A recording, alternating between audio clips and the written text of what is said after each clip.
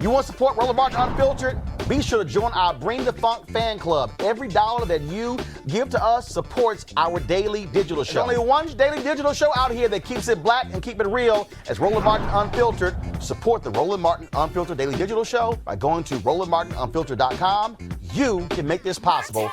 Today, West Virginia Senator Joe Manchin met with several black civil rights leaders, discussing, of course, the issue of the For the People Act and also the John Lewis Act. It was Manchin who said in an editorial over the weekend in one of the state's newspapers that he would not support, he would vote against the For the People Act, but then said he would support the John Lewis Act without realizing they actually go together. He also complained about this 800-page bill being too partisan, but what's happening on the state level where Republicans don't give a damn about Democrats at all. Joining us right now is Derrick Johnson, President and CEO of the NAACP. So, Derrick, glad to have you back. How did the meeting go? I think it was a good first step. We achieved the goal of establishing and building a relationship. Now it's the hard work of coming up with a solution to ensure that we protect the rights of black folks to vote. Did he understand that? Did Joe Manchin, realize what we're talking about here and how what is happening on the state level could it very well have a negative impact for his party if he still calls himself a Democrat for more than the next decade if Republicans are able to run roughshod over elections in state after state with high concentrations of minority voters?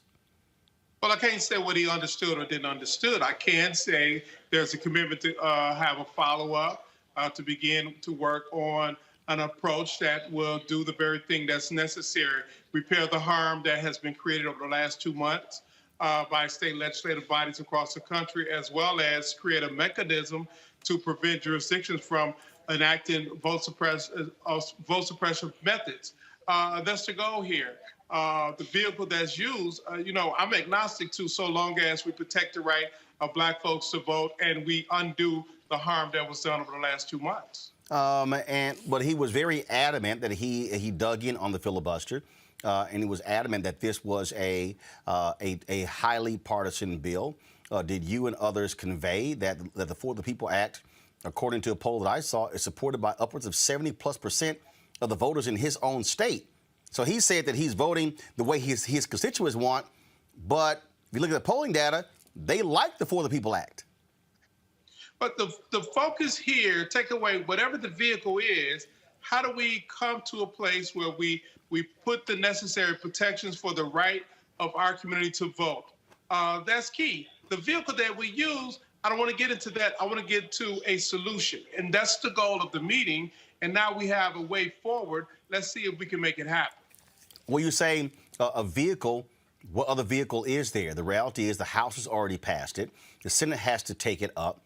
If he is not going to end the filibuster, it ain't going to get 10 votes from Republicans. He said that his fellow Republican Senator Lisa Murkowski supports extending the Voting Rights Act. Okay, that's one Republican. You need 9 more. He also said Democrats were unable to get the 7 Republicans who voted to impeach Donald Trump. Okay, if you take those 7 plus him and Sinema, you're still at 57. You're not at 60. And so what is the pathway? I mean, look, numbers are numbers. If he's not going to end the filibuster, then you got to get 60. Well, if he can't get 10 Republicans to come along, we're stuck.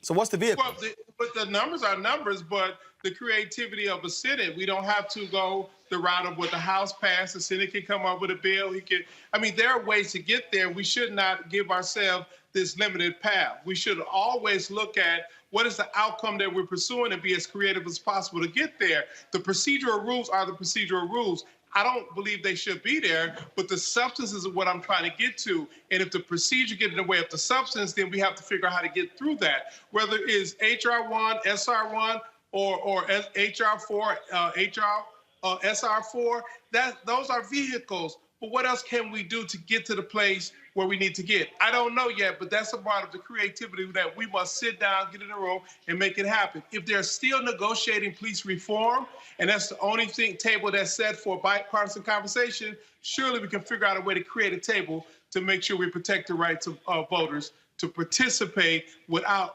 the mechanisms of vote suppression. But on a police reform bill, you have Senator Tim Scott as well as Senator Lindsey Graham, who are active participants in that, and they have actually committed to saying they believe that they can bring along anywhere from 20 to 25 Republicans to support this. Have you seen any evidence that Senator Joe Manchin can bring along more than one?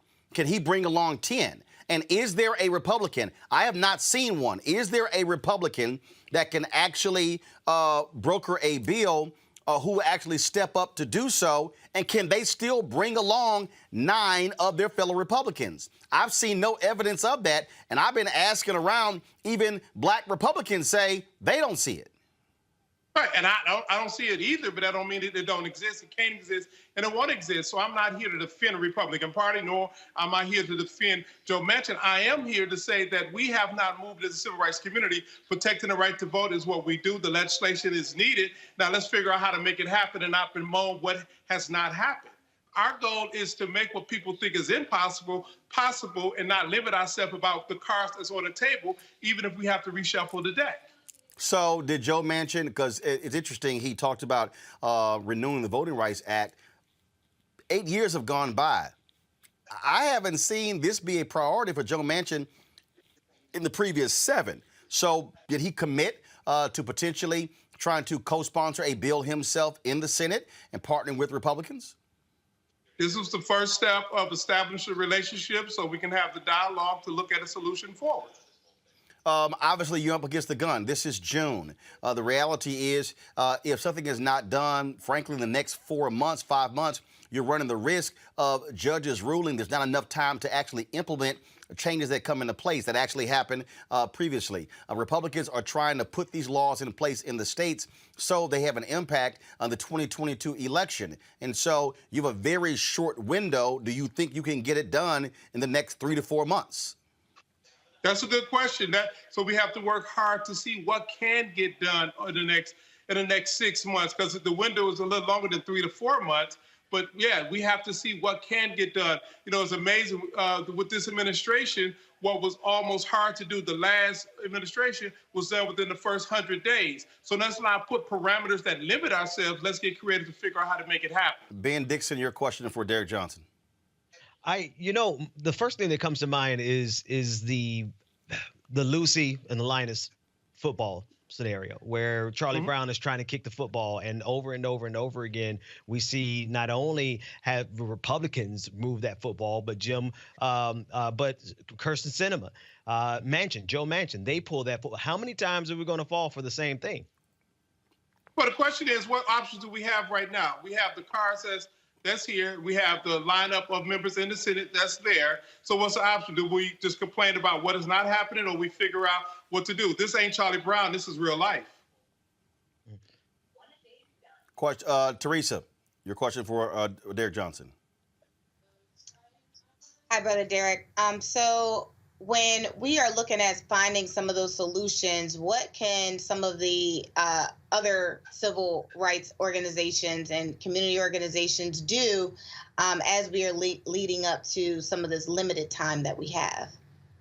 Well, I'm liking what I'm here, the energy that's on the street. The march is going to take place in D.C. Keep the noise as loud as possible. Try everything that's on the table, because we don't have anything to lose by fighting. When we fight, we win, and we cannot predict what's going to happen unless we are engaged. So if I'm taking this course, another group take another course, there is no magic bullet, but it's all of us pursuing the same outcome, to protect our right to participate in upcoming elections. Because if we don't, we know what the reality is. So that's why we have to fight. And there are no solutions. But if there is a clear solution, give it to me, because that's the one I want to be fighting for. Before I go to Mustafa, is the NAACP participating in that march? I know Black Voters Matter. I know NAACP Legal Defense Fund and others.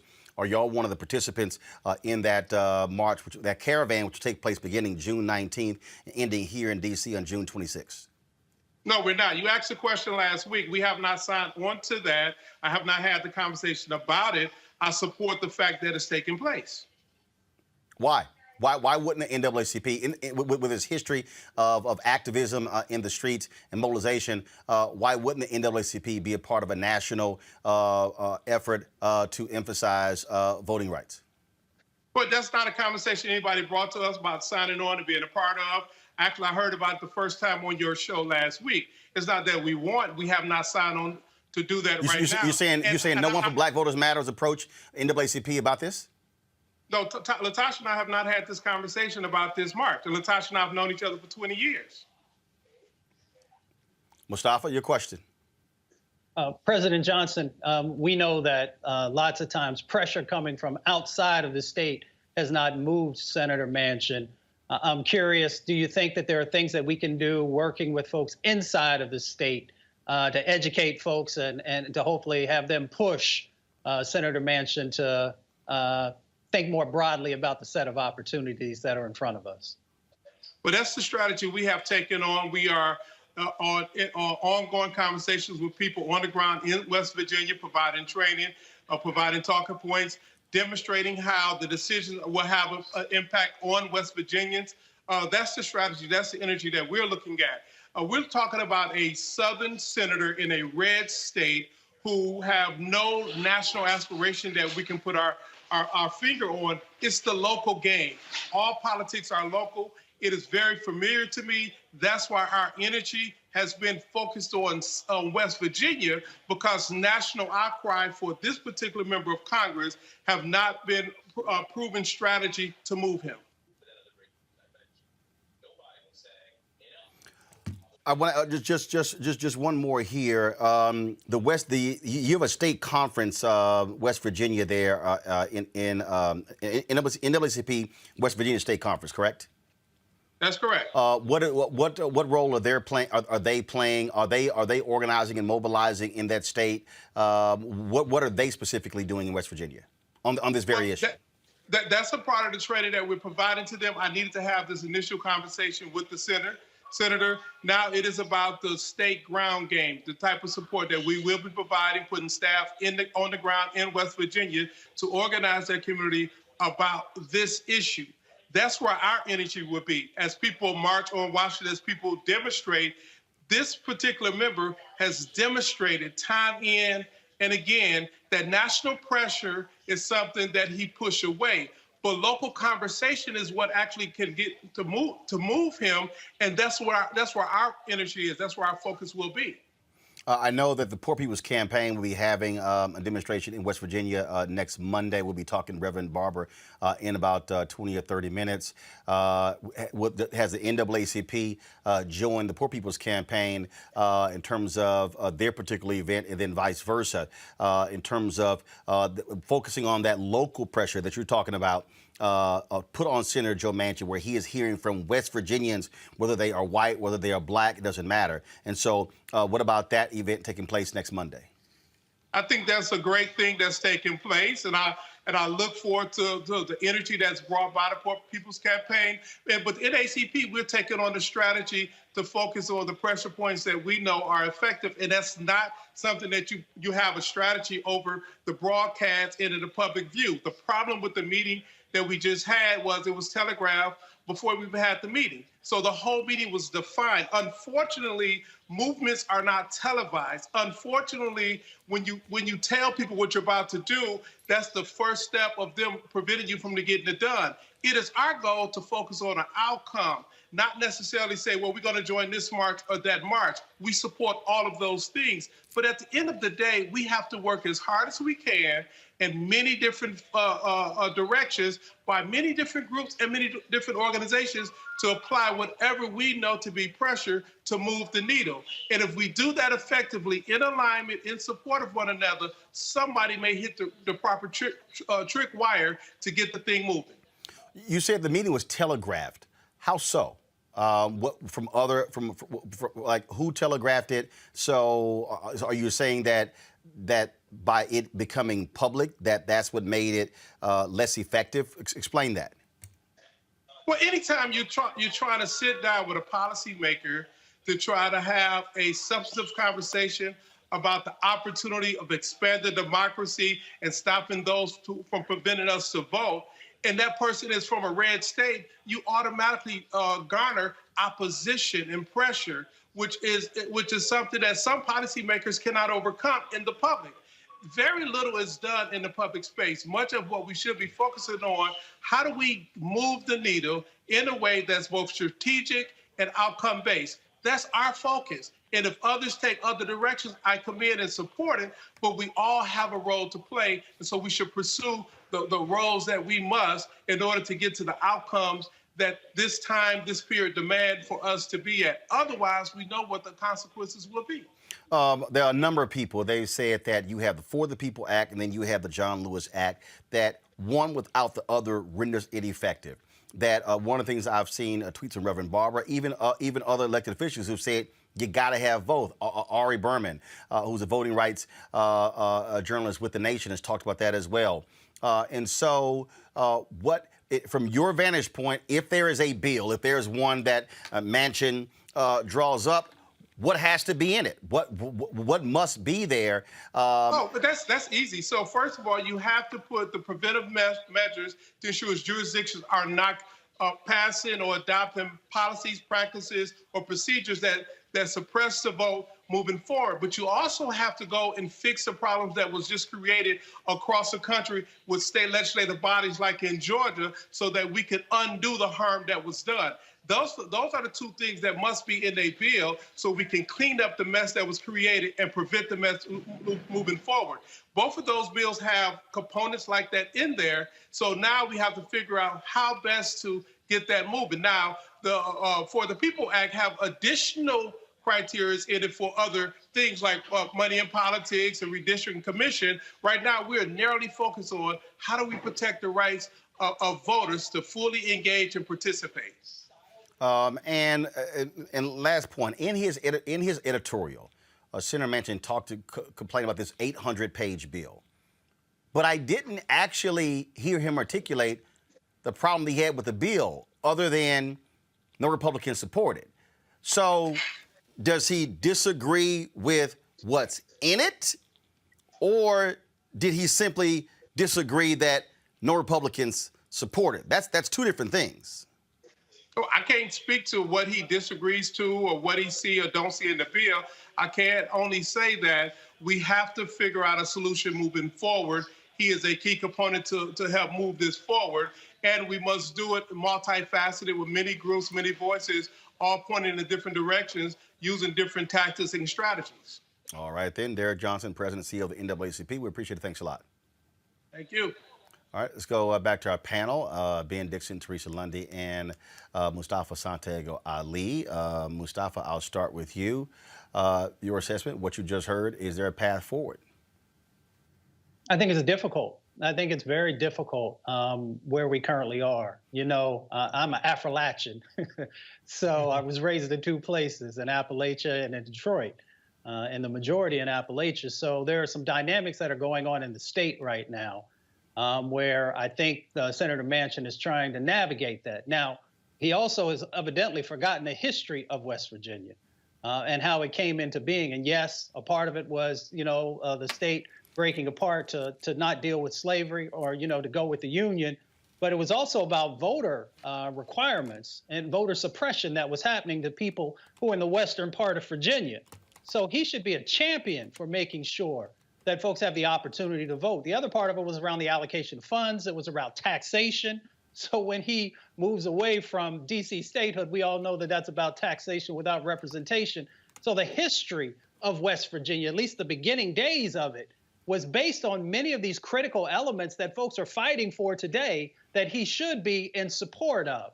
So I just think it's going to be very difficult to get him to move. I think that it does happen maybe in a small way by actually engaging with folks in West Virginia who the polling has shown is in favor of many of these things, the American Jobs Plan, the things that we did around the COVID relief bill, and then, of course, you had raised earlier around the various voter writing acts that folks are in support of.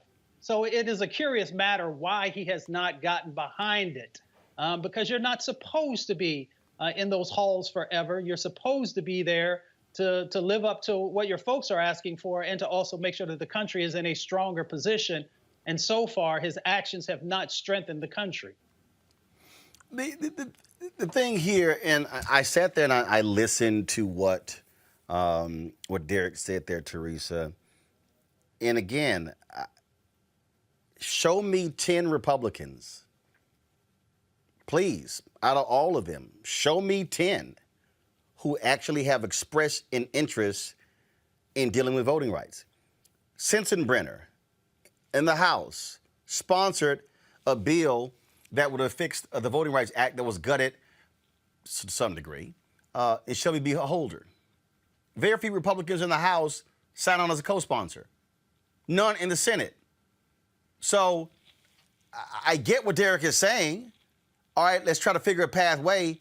But again, if Manchin is adamant about not ending the filibuster, fine, Joe, show me 10.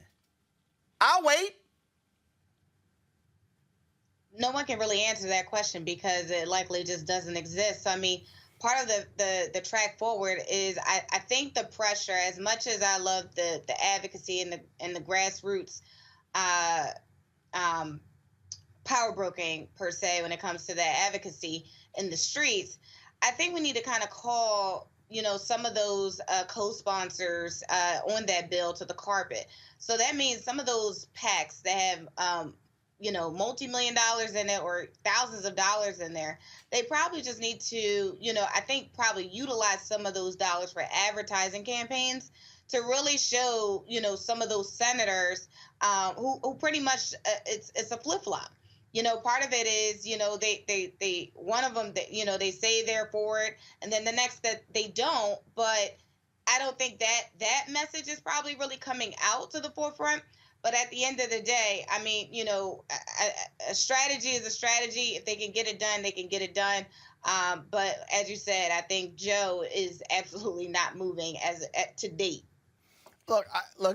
I'm sorry, Ben. I don't see it. I have not seen in 8 years where Joe Manchin has been a champion of voting rights. So all of a sudden it's, hey, let's go ahead and reauthorize the Voting Rights Act. Dude, come on.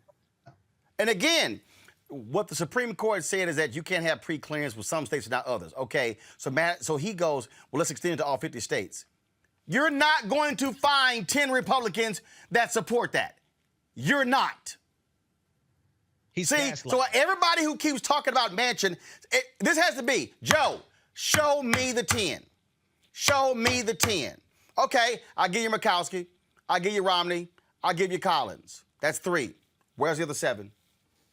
Where is it? Where's the other 7? I don't see it. I mean, again, so all these people, all these shows, and if you're meeting with him, you got to say, Joe, where are the 10? Give me an indication, Joe, of the 10 that will actually consider it. I see 4. Again, Murkowski, Romney, Collins. Hell, Tim Scott, only black senator. He ain't considering this. Toomey, he out. He ain't considering this. Burr in North Carolina, he out. He ain't considering this. Portman, he ain't running in Ohio. He ain't considering this. We damn sure know Mr. January 6th insurrection, Ron Johnson, he not considering this. So, where the 10? They don't exist. Joe Manchin knows this. He's gaslighting us, and he's wasting our time, which is why I asked the question, how many times are we going to go through this routine, not only with Joe Manchin, Kyrsten Sinema, but conservatives in general? When we try to reach across the aisle and they give us the middle finger, we should understand who they were the first time they did it. Now, first time, shame on them. Second time, shame on us. But if we keep chasing behind and giving Joe Manchin the credibility, we're lending him the credence of having meetings with us and to, get a photo op and make it seem he's got a headline, make it seem like he actually cares about black folks because he met with black leaders. But he isn't changing a thing about what he's going to do. He's reaching across the aisle to the Republicans while he's giving us the bird. I just want to see the 10. To me, every time you meet, show me the 10. Show me the 10. It's simple as that. Folks, back to our Roland Martin Unfiltered video in just one moment. It's time to be smart. When we control our institutions, we win. This is the most important news show on television of any racial background. Y'all put $2, $3, $4, $5, $10, $15, $20, $30 on this and keep this going. What you've done, Roland, since this crisis came out in full bloom. Anybody watching this, tell your friends. Go back and look at the last 2 weeks, especially of Roland Martin Unfiltered. I mean, hell, go back and look at the last 2 days. You've had sitting United States senators today, Klobuchar and Harris. Whatever you have that you can bring to Roland Martin Unfiltered to support it, please do, because this information may literally save your life. Watch Roland Martin Unfiltered daily at 6 p.m. Eastern on YouTube, Facebook, or Periscope, or go to RolandMartinUnfiltered.com. Support the Roland Martin Unfiltered Daily Digital Show by going to RolandMartinUnfiltered.com. Our goal is to get 20,000 of our fans contributing $50 each for the whole year. You can make this possible. RolandMartinUnfiltered.com.